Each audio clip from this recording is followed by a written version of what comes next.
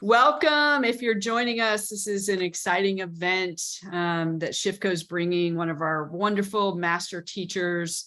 I came across JT on LinkedIn and I was like, I've got to have this guy on the platform. He is an expert in helping people craft their story, whether they're trying to learn how to introduce themselves at a networking event, or they're trying to be on a podcast, or they're trying to actually speak from stage. He is an expert in telling your story your way. So take it away, JT, and share with us your wisdom and show us how to tell our story more effectively. Well, Terry, first of all, I just want to say thank you to you and the entire team at Shiftco. You've been great partners for the better part of a year now, I think, which is really amazing when you think about it. And I want to thank everybody that is live here with us today and watching from wherever you are later. It's great to be here.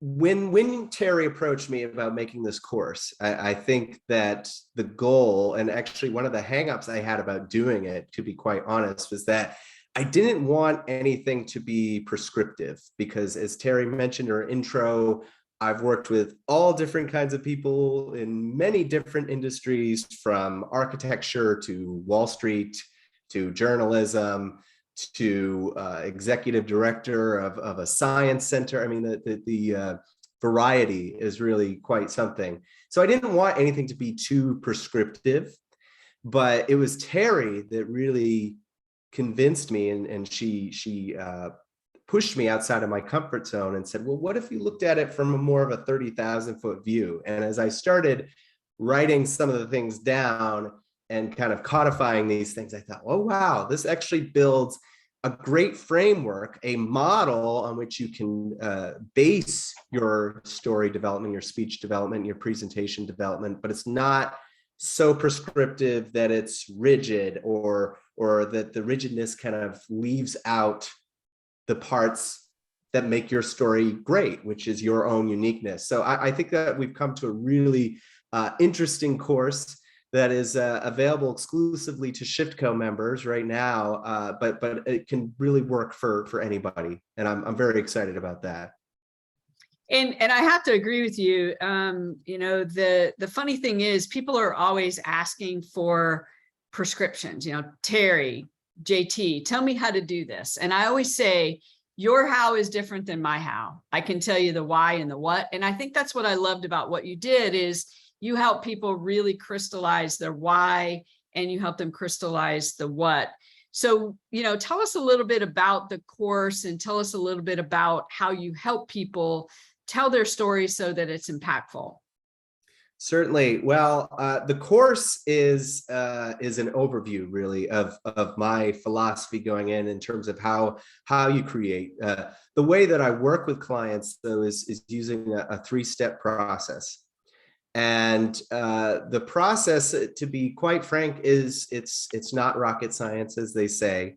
It's simple, but it's not easy, because you have to do the work. And a lot of the value proposition that I offer when I'm working with clients is that I will dig in and I will do the work with you. I will do some of it for you, and then we can collaborate in the middle and come away with something great. So the three phases are: first, the discovery phase.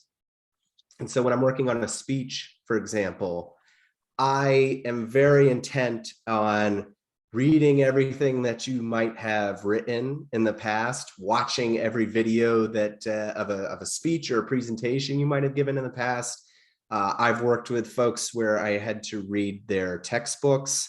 I've listened to radio pieces that my journalist client that I mentioned earlier had done. So I really am focused and intent on becoming a student in you, so that when we come together for the tail end of that discovery phase, which is usually a call, could be 60, 90, 120 minutes, however much time you can give me, I'm there, I'm prepared, I'm almost covering you like a journalist would cover his or her beat. And my client, you, is my beat. And so that way you could get to really some interesting conversations, because I have questions as a layperson that I've already thought in my head, or things that I thought, well, that might be interesting to expose to an audience. Perhaps that's something that she hasn't thought of. That's the discovery phase. The second one is really just taking away all of that learning, and we go into the insight phase. That's the second phase, taking away all that learning and me just going through it and piecing together what we have and coming away with it's usually 3 to 5 insights. Because if you think about a play or something that Shakespeare had written, it's usually 3 acts, 5 acts, right? If you're looking at an hour-long television drama, for example, I don't like the even numbers because they don't really work well in terms of storytelling. What are the 3 to 5 insights that we can use as tent poles for the speech, the themes on which we're going to hit that roll up into your core message, what you want the audience to take away? And again, it's sometimes it's a lot of back and forth. Sometimes I get it right away. Sometimes the client will say, well, where did you come up with that? Like, where in the conversation did that come out? And those are some interesting chats. So it's really a fun collaborative process. And then the third phase, which is crafting and refining, is where I pretty much go away, or I hold myself up here in this wonderful office / studio space, and I get to work making sure that your message is accurately expressed, that it's safeguarded, that I'm showing the ultimate respect for you and your eventual audience, and then we just rewrite and rewrite based on client reaction until it's perfect, until it's something that you feel like, hey, I could actually deliver this. It shifted my mindset from obligation to opportunity, which is how some of my clients have felt about their speaking engagements, no matter the level of experience or the level of expertise or achievement they've had. And basically, I just want every client that I have to feel confident in the fact that this speech is accurate, expressive of who I am, and will help me meet my goals, which we've set. I love that. And I want to ask you some specific questions because I went through your course, and I know there's a couple of things that you talk about, which we'll get to in a minute. The 3 phases of a speech, the 4 essential elements, I think is great, but we will get to that. One of the things, though, that really jumped out is this idea is expertise is basic. And I think sometimes business owners almost kind of undersell themselves and overthink what expertise really is. So tell the team here and the folks listening in what you mean by expertise is basic. Yeah, I think that everyone here as entrepreneurs can relate to the fact that there are some things that you only figure out eventually as you are working in your business. This expertise is basic thing. This came out almost right away for me. So I was working with a macroeconomist, brilliant macroeconomist that it wasn't even on anything formal. I wasn't going to be writing any presentation that she was giving, but she found that she was being elevated to a role where it wasn't just, oh, well, here's my even-handed analysis of what's happening in the US stock market. It was more of, here is my opinion, my fact-based opinion, of course, my based on my expertise. Here's my opinion on where I think markets are going and what you should invest in, and what would expose the bank she was working for to the biggest risk, et cetera, et cetera. And the one thing that I found was that there was this elevation that needed to take place. And so that was where the idea of expertise is basic came in, because she could have gone on the rest of her career to sort of present this sort of, well, if the US market goes this way, this will happen. And if it goes the other way, this is the outcome. And when you're reading that, you don't really know, like, well, okay, well, which way is it going? Like, which one do you think is more likely? What does that really mean to me as perhaps an executive in the bank, or perhaps just a layperson reading one of the pieces that she was getting in the Financial Times at the time? So it had to take this elevation from Okay, expertise. I have the expertise. Everybody in the room, all of our colleagues to whom she's presenting, are just as well read in this area, have studied just as much, have all the fancy degrees, and certainly the executives, the ultimate audience would. How do you elevate that material? And it really is about the packaging and putting your own, for lack of a better term, putting your own spin on it. Which there are a number of different ways you can do that, which I go through in the course. But that was one of the things that really came out to me right away, was that, wow, it's not enough. Expertise is really just kind of the floor. Where can we take it in terms of finding the ceiling?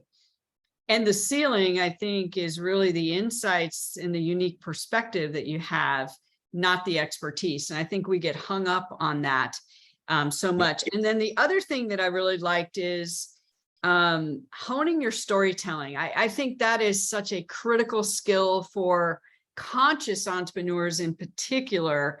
So tell us a little bit about what you mean by honing your storytelling. Well, I had that in mind because I knew that I would be talking to ShiftCo people through the course and here today. I think that there's great power in awareness, that you could look at the state of the world today even and point to the fact that, well, people just aren't paying attention enough to important things as perhaps the root cause of some of the ills of the world today. But more specific to storytelling, I've found that the more content that I consume personally, the more influencers I read and follow on LinkedIn, for example, the more that I just simply watch or take in current events, that provides opportunities for frameworks for storytelling. You know, for example, I can't tell you how many different video topics, and you could go to my YouTube channel, Content Interpreter on YouTube. So many of the topics of those videos have come from me just seeing something on, even as something as silly as a dumb sitcom. And there'll be a line in the sitcom. I remember there was a joke and the punchline was, well, even Tiger Woods needs a swing coach. And that has sprung ideas like, oh, yeah, that's actually a really good line. And it made me think about the work that I was doing with my clients. So I think that it's important to be aware. It's important to know and keep track of your influences. Who is it that's really inspiring you? Do I need to diversify a little bit in terms of what information I'm taking in and from whom? And I think it's also important, particularly for speaking from the stage, to know, what do I admire in other public speakers? You know, a lot of the work that I've done with clients, particularly a couple of gentlemen that I work with long-term at a Wall Street firm, they were very dead set on emulating a speaker or speakers that they like. And what I hope I helped them do, I think I did, was to integrate aspects of their style and help them make it their own. So that's really all of honing your storytelling. I think that at the end of the day, if you're keeping track of all of those things, it makes you much more connected to your material. And then with every new speech or presentation, or even just the elevator pitch that you're developing, you'll have a defined sensibility, and you'll know who you are as a speaker and a storyteller versus kind of just starting from scratch each and every time. So my hope is that the course, if nothing else, kind of helps people who are watching at least start to think about that. I can't define it for you because it's much too involved. I would love to work with someone one-on-one if they're interested in looking at that. But if it at least gets you started in the right direction, I think this course is a great success or a great tool to have. Yeah, so let me go a little bit deeper on the storytelling. So there's how you introduce yourself. That's a story. And the more value the more that you can talk about the value you provide, and the less you talk about who you are and what you do, the better. And you talk about that in there as well. Another example of a story is the stories of the people that you helped. And then there's all the way up to the story about your insights and your thought leadership. It seems like a lot of the principles you're going to talk about in a minute, the 3 phases to a successful speech and the 4 essential elements, those basically go across that whole spectrum. Is that a fair assessment, JT? I think so, yeah. And perhaps I jumped the gun. I did talk about the 3 phases earlier, but I think that that is a fair assessment. I think that the interesting thing about it, if I can go a little inside baseball for just a minute, is my training when I first started out as a professional, not even doing this, was in consumer insights and media research. And so everything that I developed as part of the content interpreter was really influenced by that training. And it really teaches your brain to sort of look for, amidst a sea of data, qualitative and quantitative, how do we distill down to something that an audience will really care about? I can remember going into the boardroom full of brand managers of a very well-known toothpaste company and taking that principle with me and saying like, okay, well, I could tell them that their brand in this particular variant, the people that use this variant are very much into dogs, which we had that data, we had that research for whatever reason. But is that really relevant? And that may seem like a silly example, but there is this tendency, and I see it in myself even, and certainly within people that I've worked with, to want to tell everything. And the thing about introducing yourself is really, okay, how do I lean away from what they would call in advertising, like a features list, where it's like, well, I'm this and this, and I could do this and this, to here's the value that I can add for you. And so the 3 phases, and definitely the 4 essential elements, which I know we'll talk about in a minute, hit on that is the core tenet of that over and over and over. So let's go back to the 3 phases of a successful speech, because I really want to crystallize those. And you do a great job of laying them out in the course as well, for those of you that are going to be using speaking as a way to grow your business and elevate your personal brand. So let's go through those 3 phases again and really crystallize those. Sure. So phase 1 is discovery. And if you're working with a collaborator, doesn't have to be me, but if you're working with a collaborator, it's really about making sure that that collaborator has every written word, every video take, everything that you think could be helpful in helping you craft your message. So I'll tell you this, that when I worked with the journalist, the prominent radio journalist that I mentioned earlier, she was always afraid that she was giving me too much. And I said, no, it's never too much. And when it is, we're only going to know that at the end, really. And then we could start to trim and maybe move some things around.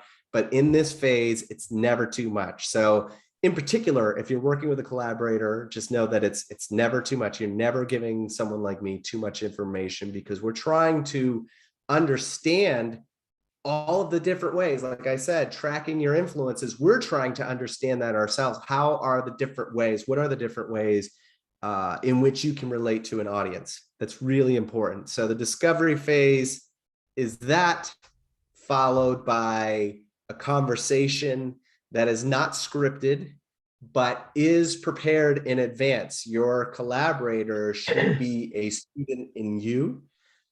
They should have a keen understanding of who you are and your message, and definitely your goals by that point, so that there's a spirited interaction that can happen, so that those insights can come to the surface. And that's what leads us into the next phase.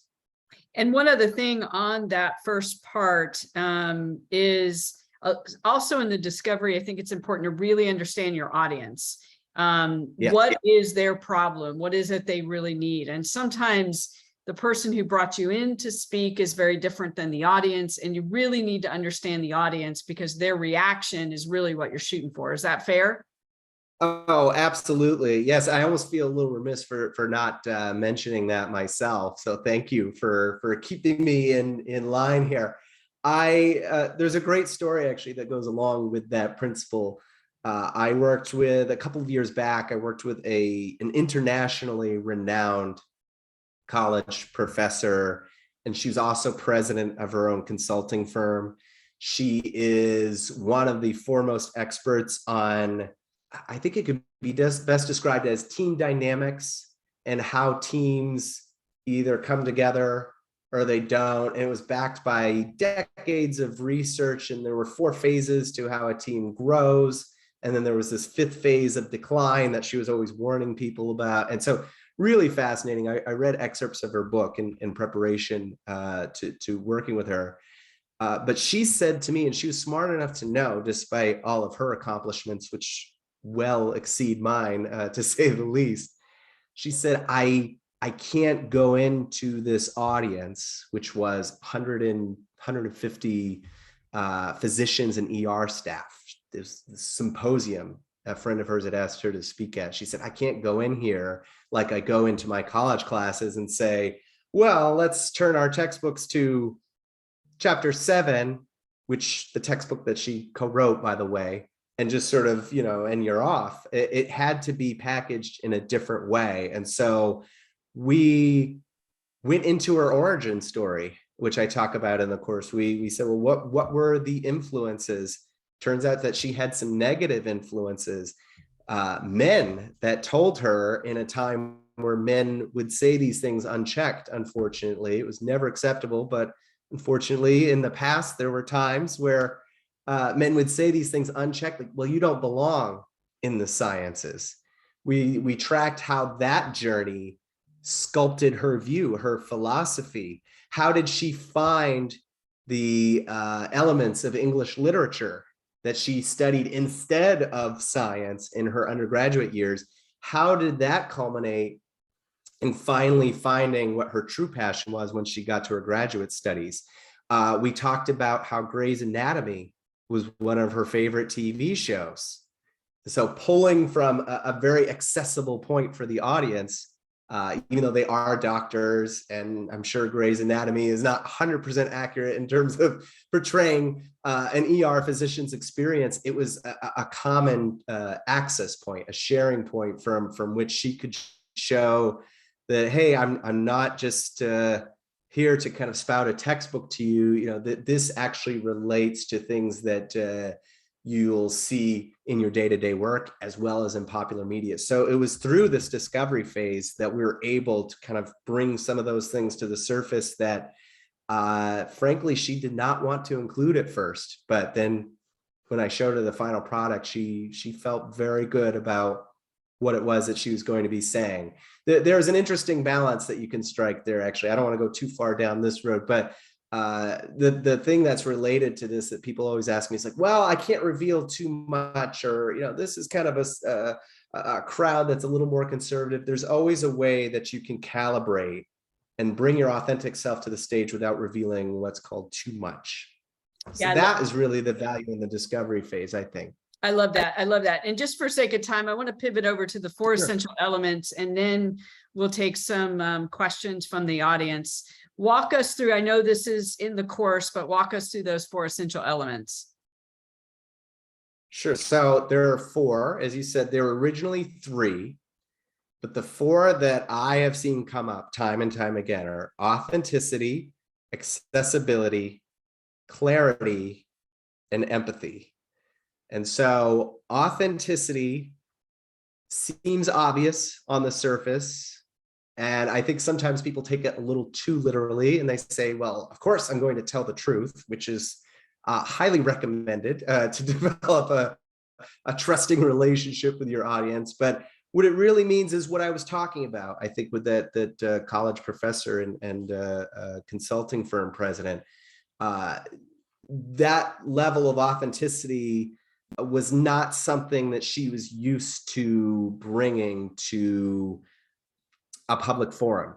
She would teach classes over and over and over again and could do it very well and relate with students, and without ever really having to touch on that, because students are in a classroom to learn, but in an audience at a symposium, again, there comes that expertise's basic kind of floor. She needed to bring something out that needed to be packaged differently so that she could build a rapport in a different way. So authenticity is the first one, and we're always looking at that in terms of layers and ways that you can build that and perhaps tie it together, sprinkle it throughout the speech so that it's a bond that hopefully is everlasting.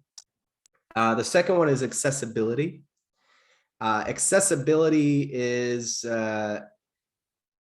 again, I'm so glad I told this story actually, because accessibility is that Grey's Anatomy analogy that I was telling you about, the Grey's Anatomy anecdote with this college professor. It's about finding points of commonality, of sharing with an audience that even if you all have studied the same thing, like this college professor, you need those broad-based points of entry.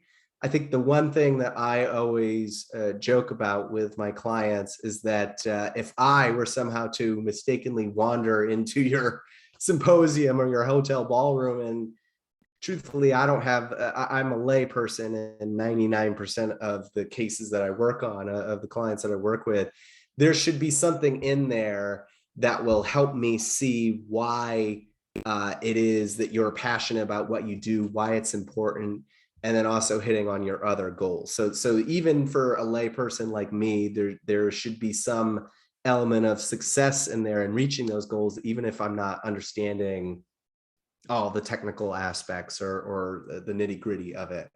So accessibility is very important. Clarity is hugely important, equally as important. It has two meanings. Clarity, not just in the sense of, is what I'm saying clear? Does the audience understand it? Is it too verbose? How can I turn a phrase that will make this point? How can I use my words more economically if it's a timing issue? All those things are wrapped up into clarity. But I think the bigger win, if you can achieve it, and I know that you can with clarity, is if you have a full and complete understanding of why you're doing this and the value that you add, and particularly the value that you add as a storyteller. And I think that also might seem obvious on its face, but I think that most people are so divorced from this concept of essentially public speaking, because it's a big fear, that they're just like, oh, well, I could do 15 minutes and I'll go up there and yeah, it'll work out. But I really would encourage everyone to connect with their life's work. Like, what is it about your experience that brings you there in the first place? And when you figured that out for yourself, that reflects back to the audience. The fourth one, empathy, was not added until after COVID had come into play. And I had, in the fall of 2020, I had 2 or 3 executives that I was working with back to back ask me, how do I show my team, who has worked so hard to keep my business or my department afloat, who have had perhaps financial struggles in their household, who have had illness and even death, how do I show them that I care? And that was when the light bulb clicked for me that said, no, it has to have a degree of empathy. Empathy, I think, can be present in each of the previous 3, every one of them. But I think that it's important to always at the end look back, look at what you've written, look at your story that you're trying to develop, and say, am I really connecting with this audience? Am I really meeting them where they are? Am I being tone deaf, essentially, to put it bluntly? Are there things in there that shouldn't be in there? And I think that's what these executives that I was referencing were really trying to avoid. But it's something that I've adopted. And I said, well, empathy shouldn't just be a COVID thing. Obviously, it should be a human thing. And we're storytelling for humans, and that's why it should be in there. So those are the 4 essential elements. They're key markers that I look for. It's not a precise formula. I just make sure that we're covering all of those when I'm working with a client, and I think everyone should as well. I love it. So I'd love to take a few questions from the audience. I know Yes. collaboration is one of your core values. It's one of ours as well, which is why we love collaborating with master teachers. We've got several members on here who I know are thought leaders in their respective industries. Many of them are in the process of building speaking businesses as well. So who has a question for JT that we can leverage his expertise today?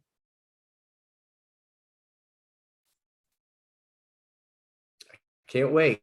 Don't be shy.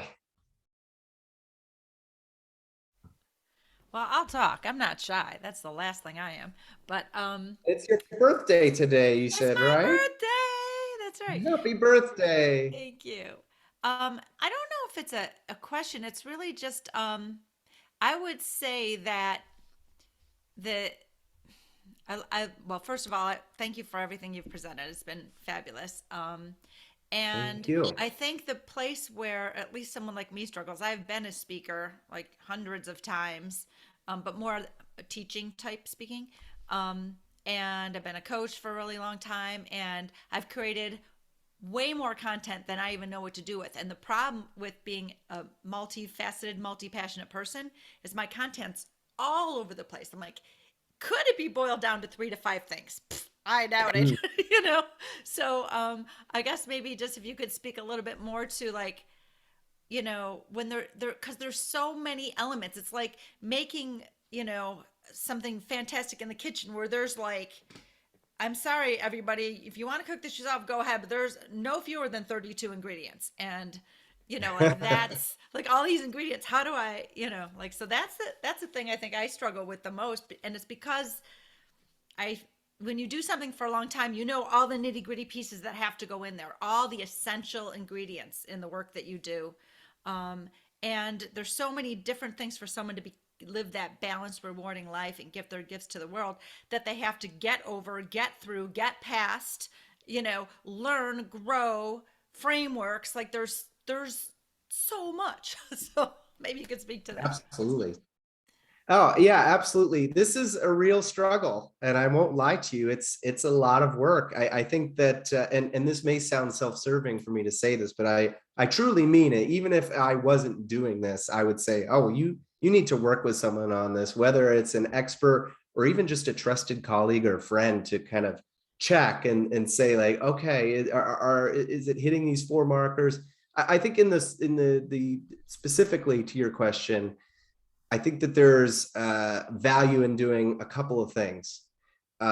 First would be to do what they call in content marketing an audit, a content audit. What do I have and what do I need to achieve this specific goal? Or what do I need in terms of crafting a message for this specific audience? There's a great book that I'll recommend to you all. It's from a prize-winning interviewer. His name is Lawrence Grobel, and he is interviewed everyone from presidents to Barbara Streisand to, I mean, and everyone in between. I mean, we would be here all day if we were listing all of his interview subjects. And that was his philosophy is when he was making, in particular, a documentary, you have to go through and you say, what do I have in terms of footage and stories and interviews, and what do I need to successfully tell this story? So it would be helpful if it's just like a spreadsheet, a list of like, okay, here's this blog post, what was seen? And then as you start to look through these things, I think you'll find that there are some commonalities that run throughout. And then you can start to piece together, you say, oh, okay, well, these 15 pieces of content, videos, blog posts, whatever, they kind of center around this theme. What do I really want the audience to know about this theme? And that becomes a tent pole. And then you look at it again, and then that becomes a tent pole. And you see how something like this could start to develop. I think that the important thing is that that elevation concept is that when you're speaking to an audience, you want them to have, I don't want to say a surface level idea, but you want them to have a soundbite essentially that is really just the tip of the iceberg, and all of your expertise and all of your learning and your work with clients and what have you is underneath, but they kind of see that tip. That's the really valuable tip, that insight that makes a successful speech or presentation, in my opinion, in my experience. So that would be something that I would recommend when there's just too much, is to just say like, okay, like just stop and take a deep breath and know that, hey, I'm too good at what I do. I'm connected to my material. This is my life's work. We're going to sit down. We're going to map this out. Sometimes literally with Post-it notes on the wall, if that's what it takes. So I hope that answers your question. But No, thank you. Yeah. it's a real struggle, you know, like I said with the like I said with the journalist, you know, she had so many stories. She'd been reporting on the grades.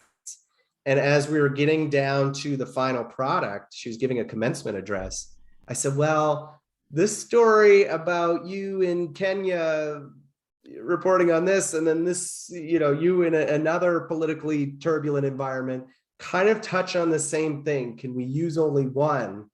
And she was a little reluctant to let go at first, but then I showed her, oh, but it saves you time, and B, this one flows so much more easily into the next point than if we're telling the same story essentially twice. So you'll start to see not only the commonalities, but the redundancies in some of your things. Not to say that you're not putting out material that's relevant, but there are sometimes two pieces of music even that sort of cover the same thing. And so if you're an artist putting together a concert set list, it's like, oh, well, I don't want to play this one and this one. I just want to play this one. And maybe some people will be disappointed that they didn't hear that if they're fans of your work, but at least we're not covering the same ground over and over. Yeah, and I have to second that more is not always better. Right. And it's really about what are the things that are going to make the impact to the audience you're speaking to, and how can I make it be as much about that impact and not about me? Like they should remember how I made them feel, not the long list of things that I told them. And they should remember how they felt impacted. Right. Because they're not going to remember that list of things anyway. Yeah.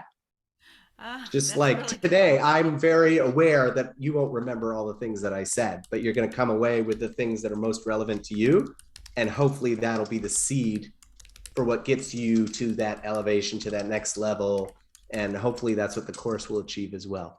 Exactly. CJ. Yes. Okay. So I have two things. One of my greatest challenges is impromptu speaking. I can speak very well when I have it, you know, well written and I'm prepared. That's one thing. So, you know, I need to preface it with that, because the next question is really the question, which is when I don't have enough information on the audience I'm speaking to, of course, then you have to ad lib and be more impromptu. I struggle big time in that area. So now I don't take any speaking engagements without having audience information. I've done that one time and it was not the best experience. Right. But what it did teach me is that I will not ever do speaking engagements without having information on the audience, or in this case, maybe get a more training on how to conduct myself, or ways to gauge the audience when I am impromptu speaking, where I can, you know, if I have to shift, I know what shift needs to happen. So it's just more or less, I just have a challenge when I'm speaking to audiences that I don't know. You know, I don't have the information about the demographics and who I'm speaking to, and I have to impromptu speak on the to those groups. What would be your suggestion or advice with those type of engagements, and how do I identify if I'm landing or not? Because that's the problem. It's a hit or miss whenever I have those type of speaking engagements. Sometimes they'll go really well, but that one time taught me, oh, I'm not doing this again. And it did not go very well. So. Sure. Well, that's a great question. And thank you so much for asking it. And I think that kudos to you, CJ, for recognizing that, hey, that's the boundary that I'm going to set. Because I'm representing myself as an entrepreneur, as my business. And I'm not going to do speaking engagements where I don't have as much information as I need about a particular audience. So I think the answer really is very quite simple in the sense of that you've already done that and saying, well, I'm just not going to do that anymore. If the organizer of an event is not connected to their audience in a way that gives me the info that I need to know that I've landed, well, that's probably not a good opportunity for me. The other thing that I would say is, I don't know, have you ever been to Toastmasters? Do you know what that is? That's actually, I did start it, and that is my next thing is I am looking to go into Toastmasters again. I did it years ago, and there are a lot of things, because that and all those things, even when I was introducing myself, I was like, oh, I can hear the little bells going off, little ding. So those pillars, you're counting the ums and ahs in your head. I felt it when I was speaking. So I am going through that again to polish, but because of COVID, I just had not joined a group again. But to keep practicing, that was one of the things that in the very beginning, when I was doing a lot of speaking, I was a part of Toastmasters. Awesome. And Terry, I hope you don't mind that I mentioned Toastmaster. I hope that's not considered giving them a plug or anything. But they're a wonderful organization, internationally renowned public speaking and leadership organization. There are different curriculum that they have that will help you become a better public speaker, a better leader, which are all things that are valuable in running a business, of course. But the reason why I mentioned it to CJ in particular was that and I've been a member of my local Toastmasters for over 12 years now. That was the thing about my background, where this consumer insights, media research training kind of intersected with this Toastmasters training. And that's sort of why I'm here today. But in the meetings in particular, there is a segment called Table Topics, which CJ, you might be familiar with by now. And you have to speak what they say in fancy terms extemporaneously, which is ad-libbing off the cuff on a question you've only heard a moment before. Yeah. And it's a skill that you just have to keep working on. And I think that you'll start to notice, if you're tracking yourself and how you decide to approach topics, just like I was referencing earlier, you'll notice patterns in what you're doing, and you'll say, ooh, I want to dial that up, or I don't really want to do much of that anymore when I'm talking about, my favorite stuffed animal as a kid or something. And you can take what you learned there and apply it to perhaps maybe it's not a speaking engagement, but if you're at a networking group, for example, and maybe you haven't had the time to, study Jim or whoever it is that you're meeting, study Jim's bio, you want to make sure that, okay, well, I have a framework, at least a tight enough elevator pitch, and I'm connected enough to my own content that I feel like I could put out something Jim's way that he would find valuable or at least interesting, so that it's a good conversation.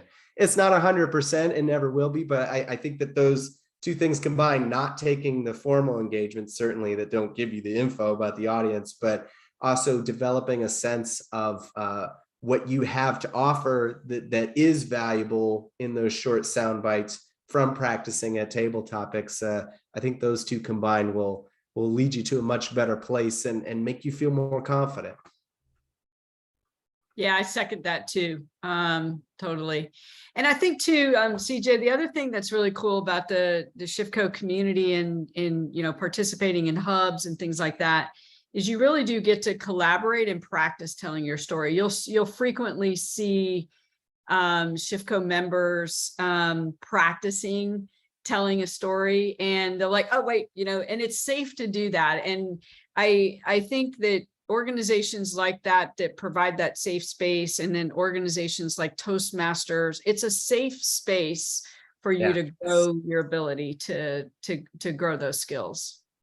Yeah, Absolutely. I have to say that was one of the reasons why I joined this this community, was because I saw that that it was an area where people were practicing. I could actually hear it, and that was one thing that I know I need at this juncture.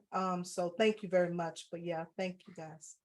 Yeah, well, we have time for one more question, and then JT, I'll have you wrap up. We will send a recording of JT's insights to everybody that registered, and then for those of you that are SHIFCO members, you'll have access to his course. So anyone have the next question as we wrap up?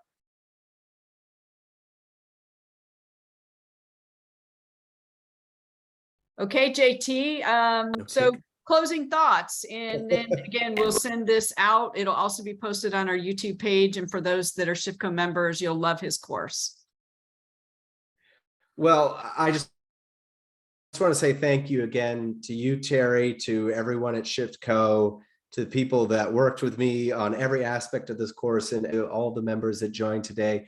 I hope that what you take away is that storytelling, no matter the format, is incredibly important to your business success and your personal success, and how important collaboration is as well. I think that those are the two things that I noticed if I'm doing my own content map. Like I said to Linda earlier, those are the things in my own work that keep kind of coming at me. And the great thing about that is that those two elements are validated by every client that I work with too. That's what they're really seeking at the end of the day. So my hope is that you'll watch the course, that you'll enjoy it, that it will plant seeds. It'll get you thinking about what direction you want to take, how you can hone your own storytelling, and that hopefully at some point down the line, we could also work together and collaborate. That would be really meaningful to me. So just focus on storytelling, know the value that you offer, know that it matters to audiences, and take it from there. And as a good friend and mentor of mine says, keep soaring. It's a lot of fun, really important. Awesome. Well, thanks for joining us. Thanks for everybody that was here today. And JT, thank you for being a master teacher on our platform. And we're delighted to share your work with both our members as well as our broader conscious business community. So thanks, everybody. Thank you, everyone.